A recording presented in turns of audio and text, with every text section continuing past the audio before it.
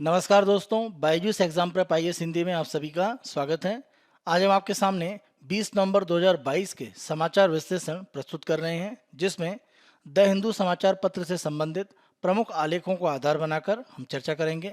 साथ साथ इस चर्चा के आधार पर जो भी संभावित मुख्य परीक्षा के अभ्यास प्रश्न होंगे, उनकी उत्तर संरचना की भी हम चर्चा करेंगे। आज के सत्र को हम प्रारंभ करते हैं और आज का हमारा पहला आलेख अमेरिका में जो मध्यावधि चुनाव हुए हैं उसके संदर्भ में हम अलग अलग पक्षों को देखेंगे। प्रमुख रूप में इन चुनाव पर कौन कौन से कारकों ने प्रभाव डाला था और अंतिम रूप में जो ये परिणाम आए हैं उससे एक तरह से किस तरह के जो परिवर्तन है वो अमेरिका में देखे जा सकते हैं। ये आलेख पृष्ठ संख्या 16 पर है और सामान्य अध्ययन के द्वितीय प्रश्न पत्र में आप इसे राज व्यवस्था से जोड़ सकते हैं। प्रमुख रूप से आप ध्यान रखें, इस चर्चा का आधार यहाँ पर महत्वपूर्ण रूप में ये है कि भारत में जो व्यवस्था है राजनीतिक रूप में और अमेरिका में जो है उसमें एक तरह से प्रमुख रूप से समानताएं और जो असमानताएं हैं वो आपको पता होनी चाहिए, क्योंकि इस आधार पर प्रश्न मुख्य परीक्षा में पूछा जा सकता है। तो इस रूप में अलग अलग जो बिंदु हैं आप महत्वपूर्ण रूप में ध्यान रखें। इस आलेख की चर्चा को प्रारंभ करें उसके साथ हम प्रमुख रूप से भारत और अमेरिका की जो व्यवस्था है राजनीतिक रूप में उसके कुछ बिंदुओं को साथ साथ देखते हैं। जैसे अगर हम भारत की बात करें तो हमारे यहाँ दो दलीय व्यवस्था नहीं है, यानी हमारे यहाँ दो प्रमुख दल आपको जरूर दिखते हैं, लेकिन साथ साथ अगर हम क्षेत्रीय स्तर पर देखें या निचले स्तर पर तो बहुत बड़ी संख्या में भारत में राजनीतिक दल कार्य करते हैं। तो अमेरिका में आप देखें रिपब्लिकन और डेमोक्रेट इनके रूप में द्विदलीय प्रणाली प्रमुख रूप से काम करती है और ये दोनों ही दल आप देखें प्रमुख रूप से अमेरिकी कांग्रेस के जो दोनों सदन हैं उनको नियंत्रित करते हैं।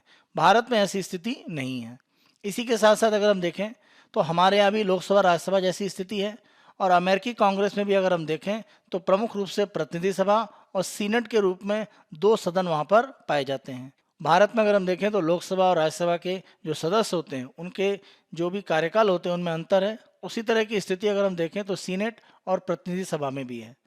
प्रतिनिधि सभा की अगर हम बात करें, जिसे सामान्य तौर पर एक सदन के रूप में अमेरिकी संसद में कहा जाता है, इसमें 435 सदस्य हैं और हर 2 साल में इनके चुनाव होते हैं। इसके विपरीत अगर हम सीनेट की बात करें, इसमें 100 सदस्य हैं और प्रत्येक 6 साल पर आप देखें कि जो भी सदस्य होता है उसका कार्यकाल समाप्त होता है।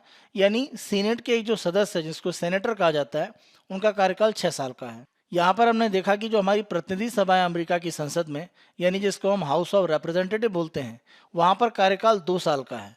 तो इसके लिए जो चुनाव है वो पूर्ण रूप में हो रहा है। यानी अभी जो चुनाव हुआ है मध्यावधि रूप में, इसमें सभी 435 सीटों का चुनाव हुआ है।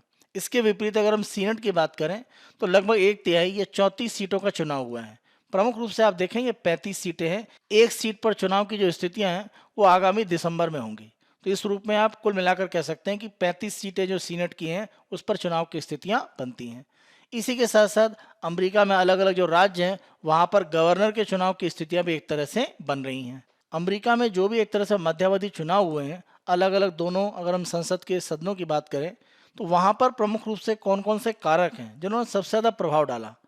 सबसे पहला एक प्रमुख कारक ये माना जा रहा है कि 2020 की जो जनगणना है उसके अनुसार एक परिसीमन या कह सकते हैं कि जो डिलिमिटेशन है वो अमेरिका में अलग अलग क्षेत्रों का किया गया है और इस आधार पर एक आरोप ये लगता है कि अलग अलग जो भी जिले हैं वहाँ पर जो एक डिवीज़न किया गया, जो बंटवारा किया गया है, उसमें सत्ता पार्टी को एक तरह से नुकसान की जैसी स्थिति बनती है। यानी वर्तमान में अगर हम देखें तो डेमोक्रेट पार्टी सत्ता में है और रिपब्लिकन पार्टी की अगर हम बात करें तो जो भी एक तरह से जनगणना का ये एक परिवर्तन किया गया है वो रिपब्लिकन के ज़्यादा पक्ष में माना जा रहा है। दूसरा प्रमुख कारक जो उत्तरदायी माना जा रहा है वो 2020 के अमेरिका के राष्ट्रपति के जो चुनाव थे जिनको डोनाल्ड ट्रंप ने एक तरह से स्वीकार करने से मना किया था और उसके आधार पर आप देखें बड़े पैमाने पर उनके समर्थकों के द्वारा एक तरह से एक हंगामे जैसी स्थिति अमेरिका में देखी गई।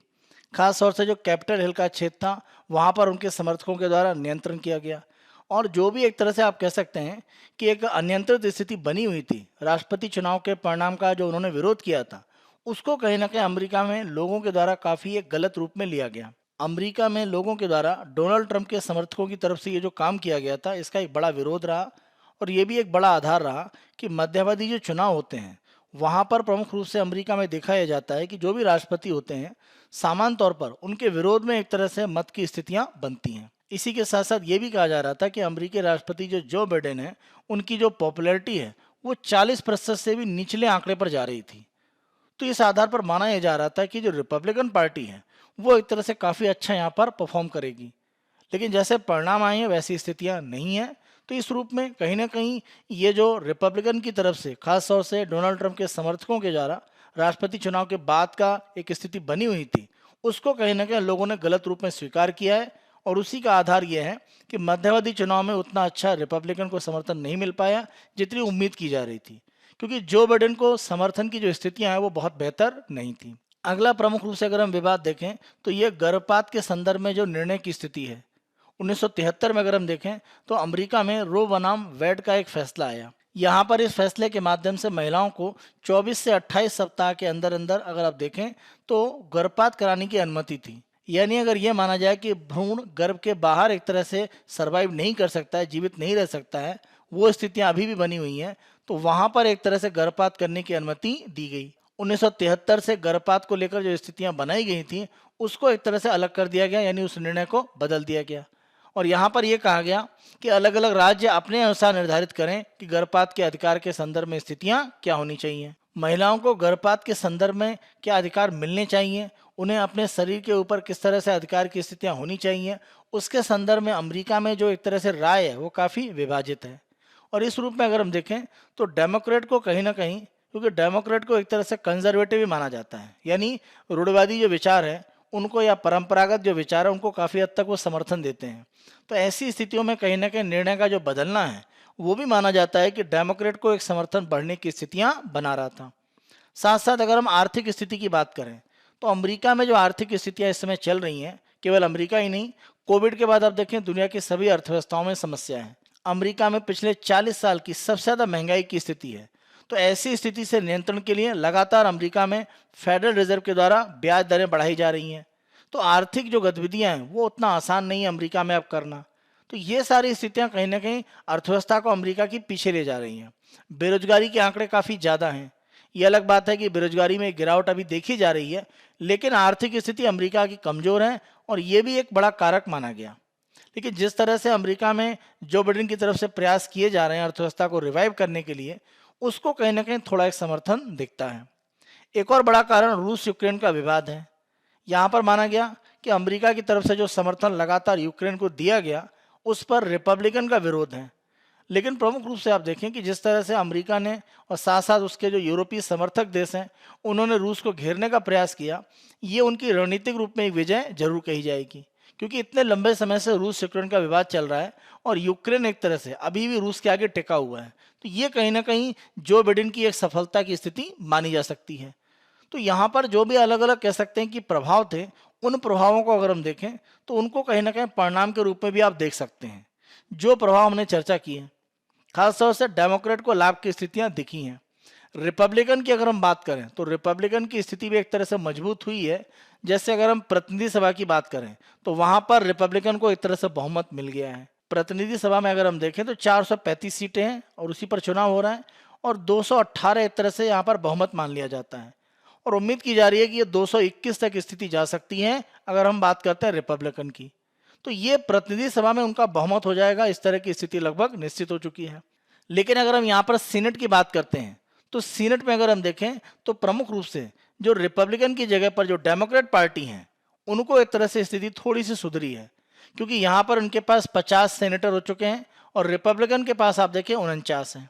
जहाँ तक एक की बात करें तो उनके संदर्भ में अभी एक तरह से मतदान की स्थितियाँ नहीं हैं और वो दिसंबर में एक तरह से चुनाव होंगे, तब अंतिम रूप में निर्णय आ पाएगा। लेकिन आप ध्यान रखें कि अगर मान लीजिए कि वो सीट भी रिपब्लिकन के द्वारा जीती जाती है, 50-50 से अगर मान लीजिए एक बराबर वोटिंग होती है, तो कमला हैरिस जो उपराष्ट्रपति हैं उनको एक तरह से अंत में एक कह सकते हैं निर्णायक मत देने का अधिकार रहता है। तो वो स्थिति कहीं ना कहीं डेमोक्रेट को सीनेट में थोड़ा सा कह सकते हैं एक लाभ की स्थिति दिखाती है। चुनाव परिणामों की जो स्थिति है उससे अलग हटके अगर हम नीतिगत प्रभावों की बात करें तो ये ज़्यादा महत्वपूर्ण है, क्योंकि अगर अमेरिका में नीतिगत कोई बड़े परिवर्तन होते हैं तो आप देखिए वैश्विक अर्थव्यवस्था या वैश्विक जो रणनीति होती है राजनीतिक रूप में, वहाँ पर भी इसके प्रभाव पड़ते हैं। जैसे अगर हम पहला यहाँ पर देखें, अगर हम न्यायाधीशों की नियुक्ति की बात करें तो न्यायाधीशों की नियुक्ति के संदर्भ में प्रक्रिया प्रमुख रूप से ये है कि जो भी एक तरह से न्यायाधीशों की नियुक्ति होती है उसे एक तरह से मंजूरी अमेरिका के सीनेट में मिलनी होती है। हमें ध्यान रखना पड़ेगा 2016 की जो स्थिति थी, जब बराक ओबामा राष्ट्रपति थे तो उनकी तरफ से जो भी न्यायाधीशों की नियुक्ति हो रही थी वो सीनेट में पास करना आसान नहीं था, क्योंकि वहां पर उस समय रिपब्लिकन की एक तरह से बहुमत की स्थिति थी। तो ये स्थिति वर्तमान में नहीं है। तो अमेरिका में सुप्रीम कोर्ट में न्यायाधीशों की जो नियुक्ति की स्थिति है, उसमें कहीं ना कहीं वर्तमान डेमोक्रेट पार्टी के लिए स्थितियां बेहतर हो पाएंगी। इसी के साथ साथ आप देखें, प्रतिनिधि सभा में जैसा हमने बात करी रिपब्लिकन का बहुमत है, तो उनको अलग अलग प्रकार के जो निर्णय हैं उसको रोकने की स्थितियां बन जाती हैं। किसी भी तरह का निर्णय अगर मान लीजिए प्रतिनिधि सभा में जाता है, तो रिपब्लिकन क्योंकि उनका बहुमत है वो उसको रोकने की स्थिति में आ जाते हैं।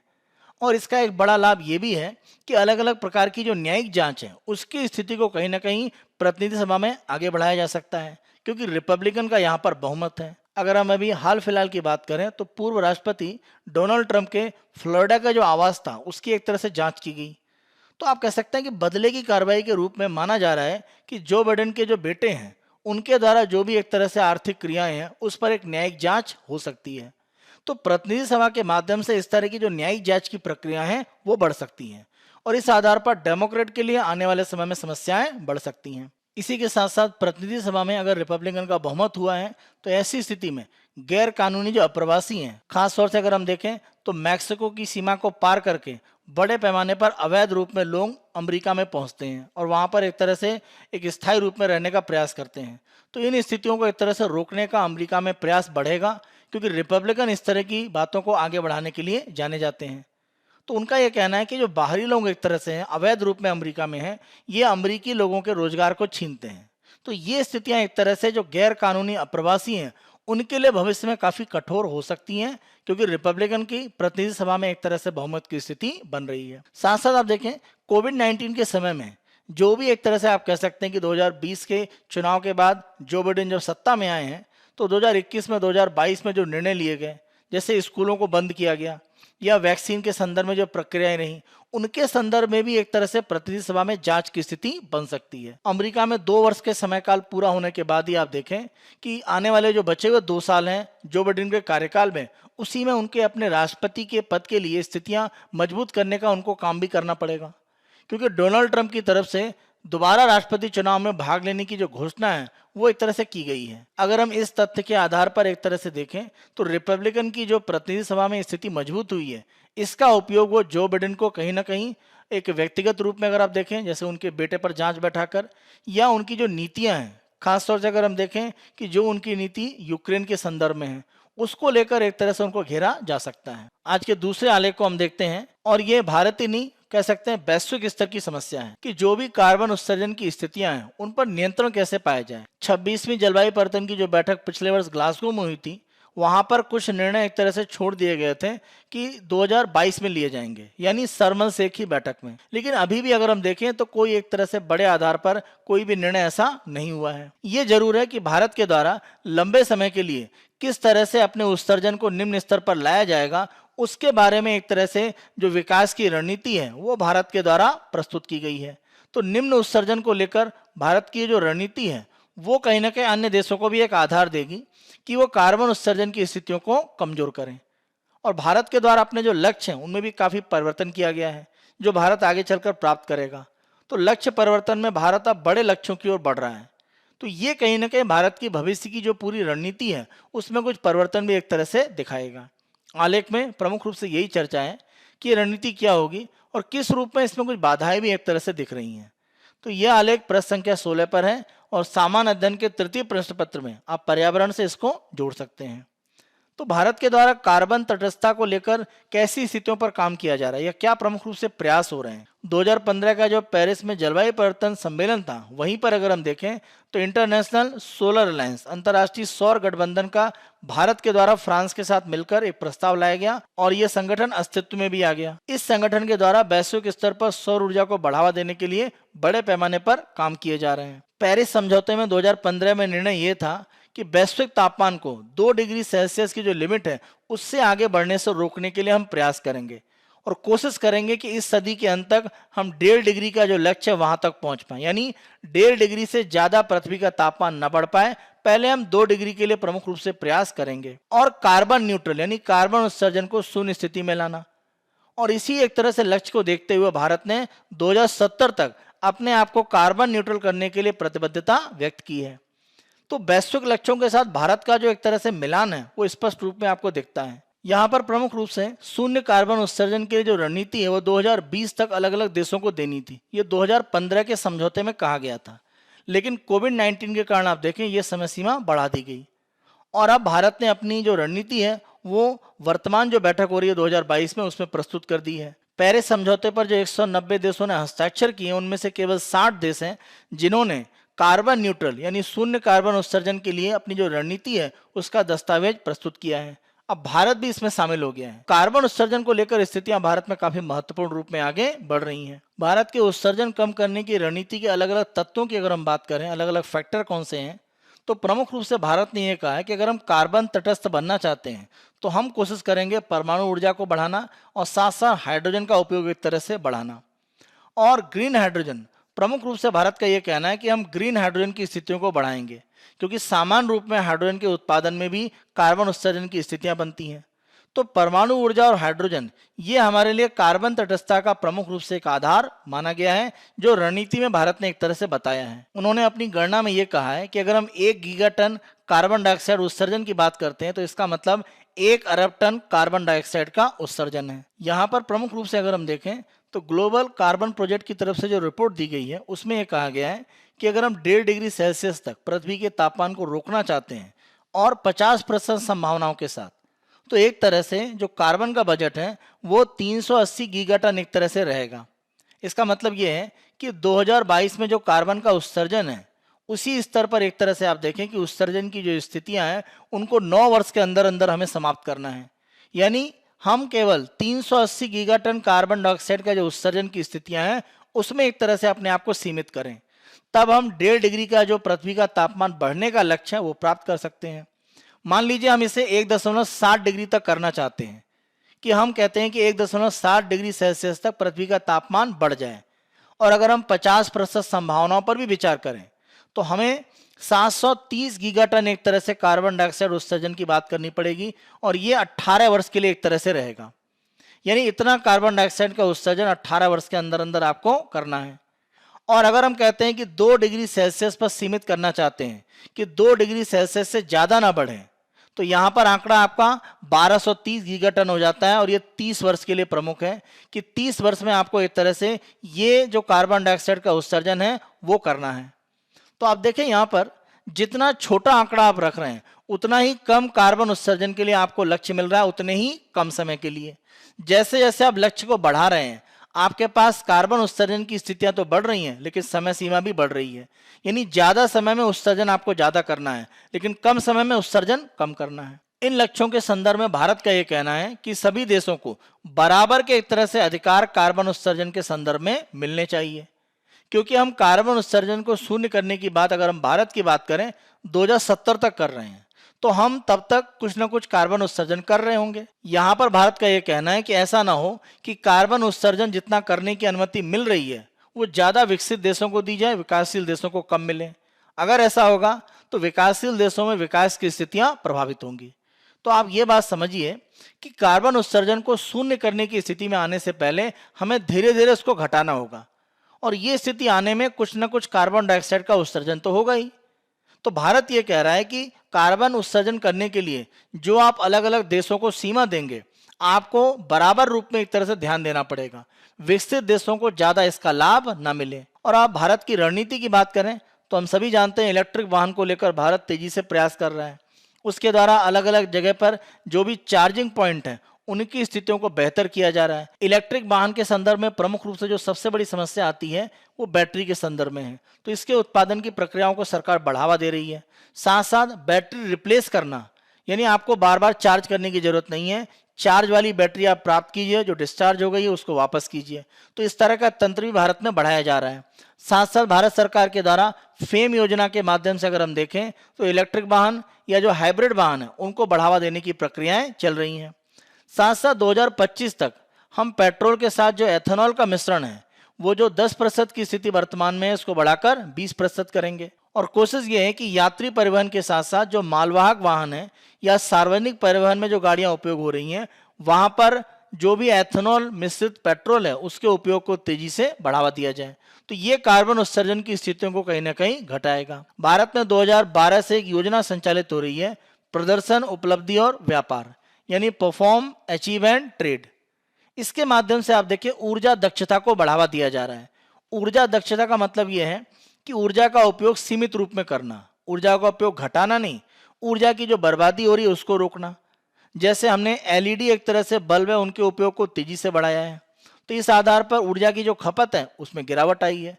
तो इस तरह की परियोजनाओं को आगे बढ़ाना, या अगर हम बात करें राष्ट्रीय हाइड्रोजन मिशन का विस्तार करना, विद्युतीकरण की प्रक्रियाओं को बढ़ावा देना और पुनर्चक्रण, रिसाइकलिंग को बढ़ावा देना, तो ये सारी प्रक्रियाएं पीएटी यानी परफॉर्म, अचीव एंड ट्रेड के अंतर्गत की जा रही हैं। तो यहाँ पर कोशिश प्रमुख रूप से ये है कि एल्युमिनियम, उर्वरक, लोहा और इस्पात, इस तरह के जो उद्योग हैं ये कार्बन डाइऑक्साइड का बड़े पैमाने पर उत्सर्जन करते हैं। तो यहाँ पर मात्रा अगर हम कम करना चाहते हैं तो इन संस्थानों से प्रमुख रूप से कहा जा रहा है कि आप अलग अलग तकनीक उपयोग कीजिए कि कार्बन उत्सर्जन को आप घटा पाएं। मान लीजिए कोई कंपनी लौह इस्पात का उत्पादन करती है, कंपनी ए है। अगर कंपनी ए के द्वारा उत्सर्जन को स्वयं नहीं घटाया जा रहा है तो कोई दूसरी कंपनी मान लीजिए बी है जिसको कार्बन डाइऑक्साइड का उत्सर्जन मान लीजिए 10% घटाना था, उसका लक्ष्य था, और मान लीजिए उसने लक्ष्य से ज्यादा 20% एक तरह से कार्बन उत्सर्जन को कम किया है, तो इसका सर्टिफिकेट इसको मिलेगा। यहाँ पर इसने इस सर्टिफिकेट के अनुसार 10% से ज्यादा उत्सर्जन को कम किया है, तो 10% का जो सर्टिफिकेट है ये इस कंपनी को भेज सकता है जिसने लक्ष्य प्राप्ति नहीं करी है। तो यहाँ पर यह भी कहा जा रहा है कि ऊर्जा बचत के जो प्रमाण पत्र हैं वो भी आप खरीद सकते हैं। तो इस आधार पर आपने अगर अपने लक्ष्य से कम एक तरह से लक्ष्य प्राप्त किया है तो आप बचत प्रमाण पत्र खरीदकर अपने उत्सर्जन के लक्ष्यों को प्राप्त कर सकते हैं। तो ये योजना अगर हम देखें विद्युत मंत्रालय की तरफ से 2012 से संचालित है और माना जा रहा है कि 2012 से अभी तक लगभग 60 मिलियन टन CO2 के उत्सर्जन को हम रोकने में सफल हुए हैं। तो भारत के प्रयास काफी तेजी से और बड़े पैमाने पर यहाँ पर बढ़े हैं। भारत के द्वारा अपनी जो कार्बन उत्सर्जन की स्थितियां शून्य पर लाने का प्रयास है, इसकी स्थिति के लिए भारत ने अपने राष्ट्रीय स्तर के जो लक्ष्य हैं उनमें परिवर्तन किया है, जिनको हम नेशनली डिटरमाइंड कंट्रीब्यूशन या जिनको हम एनडीसी के नाम से जानते हैं।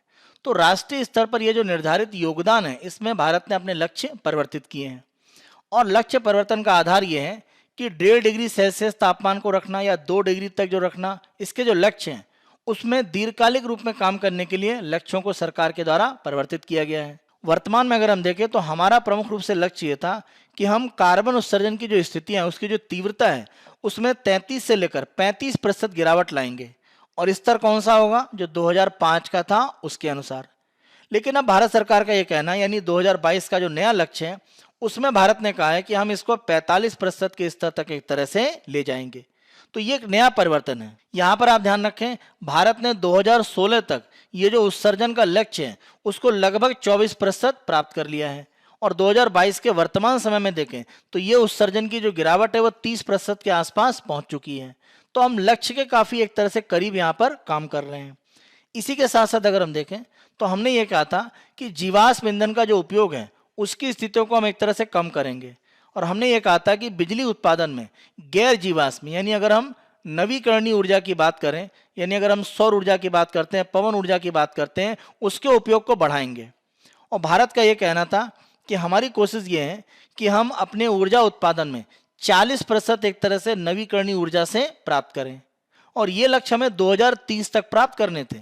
लेकिन आपको जानकर आश्चर्य होगा कि ये लक्ष्य भारत ने नवंबर 2021 में ही प्राप्त कर लिया है। हमारा जो 40% का लक्ष्य है वो हम नवंबर 2021 में प्राप्त कर चुके हैं, और वर्तमान में अगर हम अभी जून एक तरह से 2022 तक के आंकड़े की बात करें तो हमारा जो नवीकरणीय ऊर्जा का भाग है कुल ऊर्जा में यह बढ़कर 41.5% तक पहुंच चुका है। तो भारत इससे उत्साहित है, और इसी आधार पर 2022 में अब भारत ने यह निर्णय लिया है कि हम अपनी नवीकरणीय ऊर्जा में 2030 का जो लक्ष्य 40% है इसको बढ़ाकर कितना करने वाले हैं 50%। तो 50% हमारी कुल ऊर्जा का जो भाग है वो नवीकरणीय ऊर्जा से एक तरह से प्राप्त किया जाएगा। कार्बन उत्सर्जन को कम करने की जो स्थितियां हैं उसमें कुछ विवादित बिंदु भी एक तरह से हैं, और विवादित बिंदु प्रमुख रूप से अगर हम देखें तो भारत के साथ भी जुड़े हुए हैं, क्योंकि कार्बन उत्सर्जन को लेकर हम जो प्रयास कर रहे हैं उसमें प्रमुख रूप से आप देखें कई देशों की तरफ से जो प्रयास है वो बड़े पैमाने पर नहीं हो रहे हैं। अभी अगर हम हाल फिलहाल में देखें तो यूएनईपी की एक रिपोर्ट आई थी, यूनाइटेड नेशन एनवायरनमेंट प्रोग्राम की, और यहाँ पर एमिशन गैप की बात की गई थी, यानी उत्सर्जन में कमी को लेकर बहुत सारे देशों की तरफ से प्रयास बेहतर नहीं है। अगर हम वैश्विक औसत की बात करें तो वैश्विक औसत की स्थितियों को अगर आप देखें तो कार्बन उत्सर्जन का जो औसत है वो लगभग आपका 6.3 टन है और भारत की स्थिति इससे बहुत नीचे है। ये 2020 के आंकड़े एक तरह से दिए गए हैं। तो हम वैश्विक औसत से बहुत नीचे कार्बन उत्सर्जन कर रहे हैं और दुनिया के प्रमुख रूप से जो देश हैं जो कार्बन उत्सर्जन के लिए उत्तरदायी हैं वो कार्बन उत्सर्जन की गिरावट को लेकर उतना ज़्यादा बड़ा प्रयास नहीं कर रहे हैं जो स्थितियां भारत की दिख रही हैं।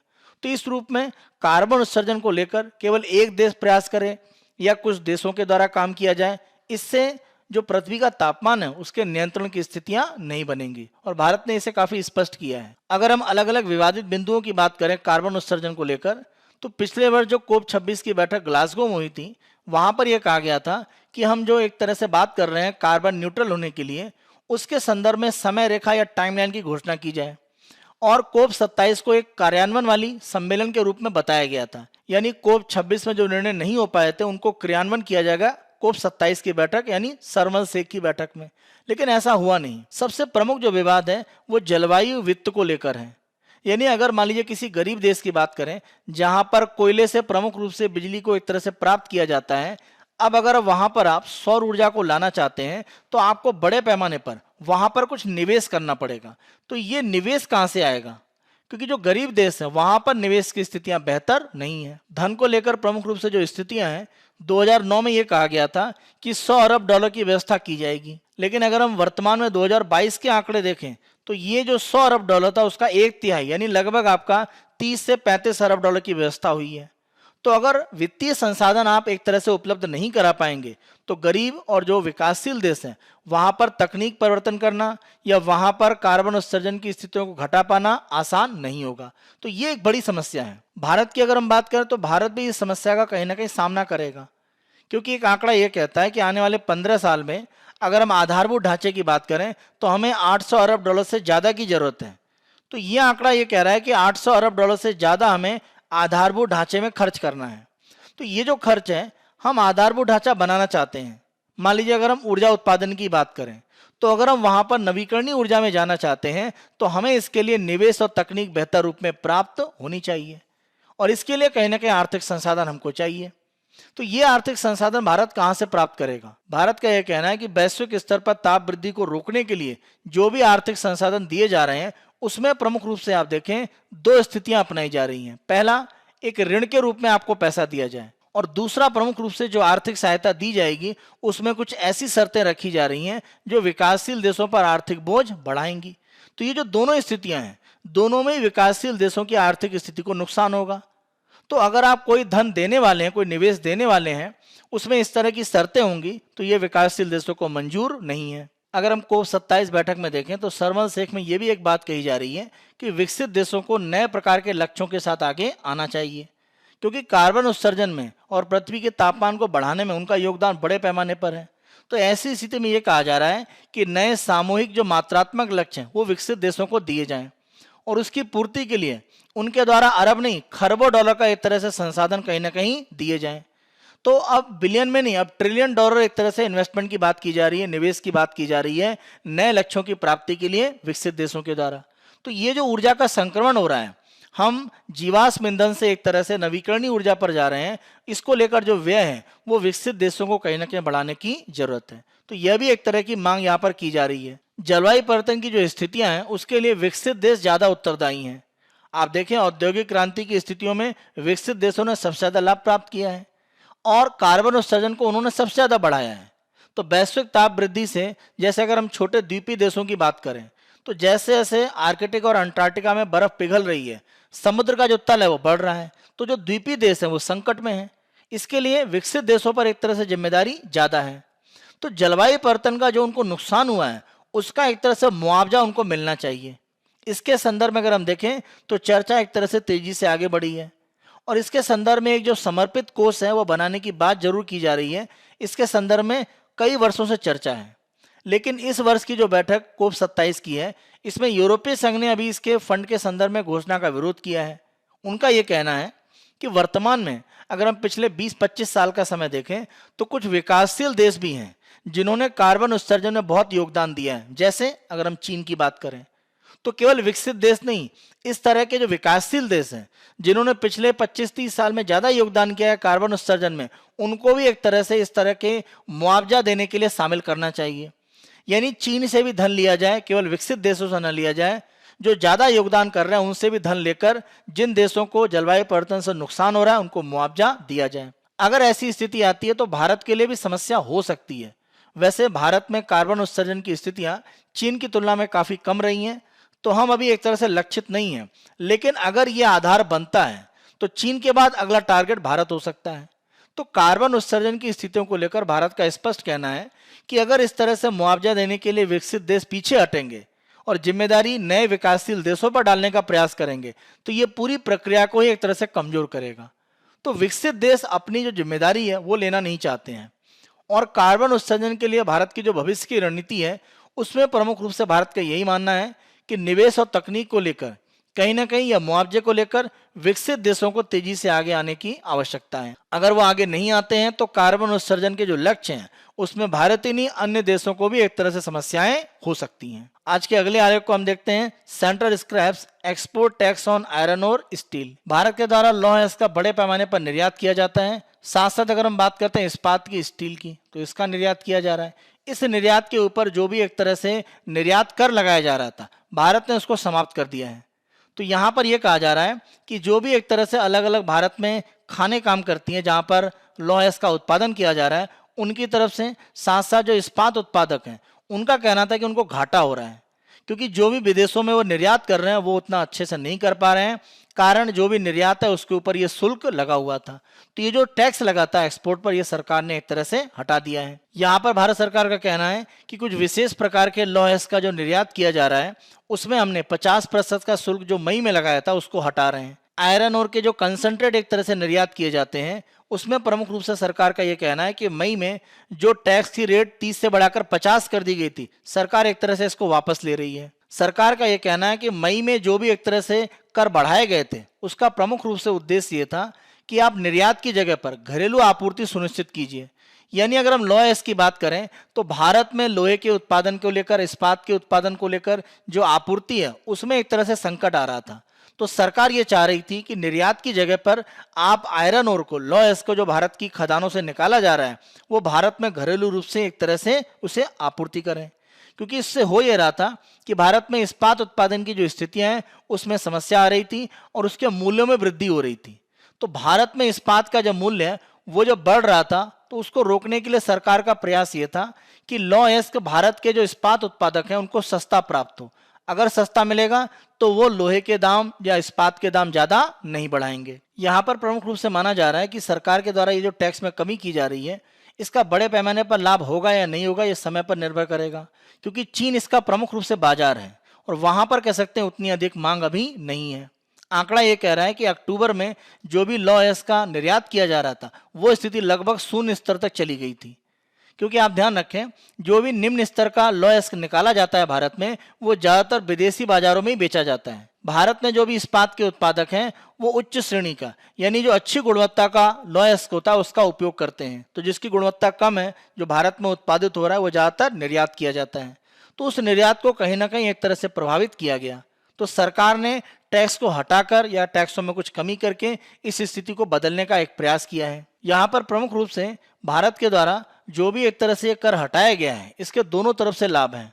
पहला लाभ यह है कि हम निर्यात को बढ़ा पाएंगे। प्रमुख रूप से हमारी कोशिश ये होनी चाहिए कि हम वैश्विक बाजार में लौह अयस्क के प्रमुख रूप से निर्यातक भी रहें, साथ साथ घरेलू रूप में लौह अयस्क की आपूर्ति करके जो इस्पात का उत्पादन किया जाए उसको भी निर्यात करें। तो वैश्विक सप्लाई में हम एक तरह से अपनी स्थिति मजबूत कर सकते हैं, कारण लौह अयस्क के जो भंडार हैं वो भारत के पास काफी बेहतर रूप में है। आज के अगले समाचार को देखते हैं और ये एक सूचना के रूप में है। प्रमुख रूप से यहाँ पर प्रमुख रूप से इंदिरा गांधी पुरस्कार के संदर्भ में घोषणा की गई है और ये पुरस्कार अगर हम देखें तो इंदिरा गांधी पुरस्कार शांति, निशस्त्रीकरण और विकास के लिए जो 2021 का है वो प्रथम नाम के एक एनजीओ को दिया गया है। इस एनजीओ की अगर हम बात करें तो शिक्षा के क्षेत्र में इसने प्रमुख रूप से काम किया है।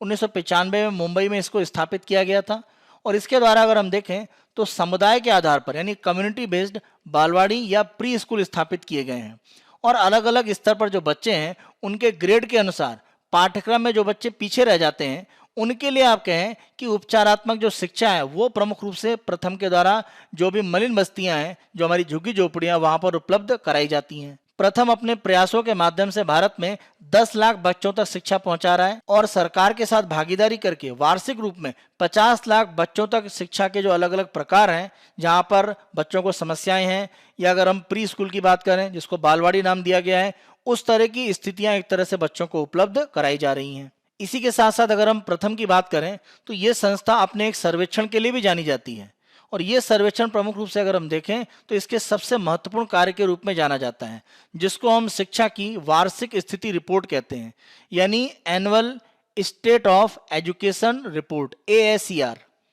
और आप देखें इसका महत्व किस रूप में बढ़ा हुआ है कि कई देशों के द्वारा इसको अपनाया गया है। वर्तमान में 3 महाद्वीपों में 14 देशों के द्वारा ये जो एक तरह से सर्वेक्षण किया जाता है प्रथम के द्वारा, इसके परिणाम एक तरह से उन्होंने अपने यहाँ अपनाए हैं और एक मॉडल के रूप में इसका उपयोग करके जो भी सर्वेक्षण में निष्कर्ष निकलते हैं उनका इन देशों ने उपयोग किया है और अपने यहाँ शिक्षा में सुधार करने का प्रयास किया है। अगर हम इस सर्वेक्षण की बात करें तो ग्रामीण भारत में प्रमुख रूप से ये सबसे बड़ा गैर सरकारी घरेलू सर्वेक्षण है और प्रथम शिक्षा फाउंडेशन के द्वारा जब ये किया जाता है तो कोशिश ये रहती है कि 3 से 16 वर्ष की आयु के जो बच्चे हैं उनके नामांकन की स्थितियां स्कूलों में मापी जाएं। साथ साथ 5 से 16 वर्ष के जो बच्चे हैं उनको बुनियादी पढ़ने और अंकगणित की जो क्षमता है वो उनकी किस रूप में है, इसके बारे में जानकारी प्राप्त की जाती है। उनके द्वारा अलग अलग प्रकार के परीक्षण के लिए टेस्ट के कुछ रूप बनाए गए हैं जिससे बच्चों की बुनियादी पढ़ने और अंकगणित की क्षमताओं का अनुमान लगाया जाता है। तो इस रिपोर्ट के माध्यम से हम ग्रामीण क्षेत्र में बच्चों के सीखने के जो स्तर है उसका मापन कर सकते हैं और अगर समस्याएं हैं तो उसको दूर करने के लिए प्रयास कर सकते हैं। तो प्रथम के इस सर्वेक्षण के माध्यम से शिक्षा में गुणात्मक रूप में जो सुधार है वो करने का एक तरह से काम हो सकता है। यहाँ पर अगर हम देखें तो प्रथम की ये जो रिपोर्ट है एक NGO के माध्यम से है, तो इसको अगर हम देखें तो सरकार के द्वारा बड़े पैमाने पर स्वीकार किया जाता है और नीतिगत जो अलग अलग परिवर्तन होते हैं शिक्षा के क्षेत्र में इस रिपोर्ट के आधार पर किए जाते हैं।